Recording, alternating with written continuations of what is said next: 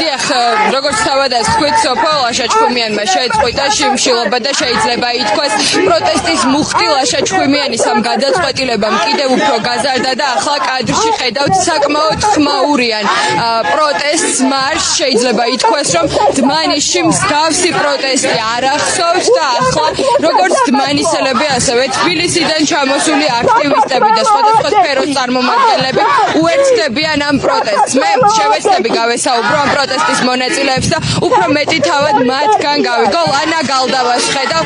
მოგესალმებით, ხალბატონო ლანა, პირდაპირ ეთერში ვარ.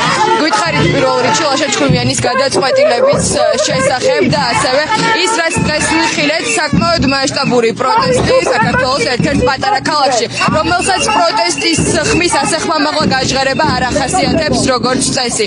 არის თუ არა მნიშვნელოვანი პატარა ქალაქების ჩართულობა? რა თქმა უნდა, ძალიან დიდი მნიშვნელობა აქვს პროტესტის ამ ფორმებს. ეს არის აბსოლუტურად მშვიდობიანი. თქვენ ნახეთ, რა რაოდენობის ხალხი ჩამოვიდა ლაშა-ჩხუმიანის მხარდასაჭერად. ხალხის ერთობას, ერთად დგომას არ აქვს ანალოგი. დღეს დმანისში შეიქმნა უპრეცედენტო სიტუაცია. ხალხი, რომელიც არ იცის როგორ გამოვიდეს ქუჩაში და არასდროს არ გამოსულა, დღეს გვიერთდებიან მოსახლეობა, მაგრამ საპოლიციო ძალებმა მაინც შეგუზღუდეს იმ თვალსაზრისით, რომ გვიშლიან სავალი ნაწილის დაკავებას, მიუხედავად იმისა, რომ არც მანქანებია და ხალხის რაოდენობა არის ის რაოდენობა, რომ დღეს ჩვენ გავიაროთ და მოვაწყოთ აქ მარში. ეს რა არის? ყველაფერი დაძლევადია. მთავარია, რომ ხალხი ვართ ეროვნული ინტერესების სამსახურში, მოსახლეობა იცავს ქვეყნის ინტერესებს, გვაქვს ერთმანეთის მიმართ არანორმალურად დიდი სოლიდარობა, ვართ ერთიანი და ძლიერი საქართველოს წევრები გვერდში ვუდგავართ ლაშა-ჩხუმიანს, მოვითხოვთ პოლიტპატიმრების გათავისუფლებას და რა თქმა უნდა ხელახალი არჩევნების ჩატარებას. ძალიან დიდი მადლობა, ლანა გალდავა საუბრობდა პირდაპირ ეთერში. გავესაუბრები ასევე მაკუნა გაჩეჩილაძეს ხედავ, სამოქალაქო აქტივისტს. მოგესალმებით, მაკუნა.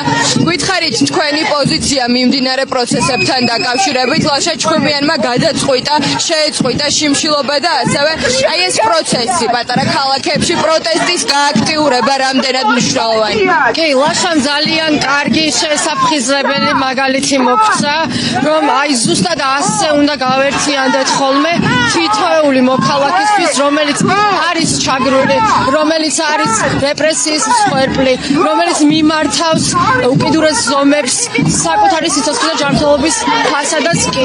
ზუსტად როგორც დღეს დავუდექით ყველანი ლაშას გვერდით, ასე უნდა დავუდგეთ თითოეულ ადამიანს, იმიტომ რომ საზოგადოება მაშინ არის ჯანსაღი, მაშინ არის განვითარებული და კეთილშობილიცაც თითოეული ადამიანი არის მნიშვნელოვანი. ძალიან დიდი მადლობა.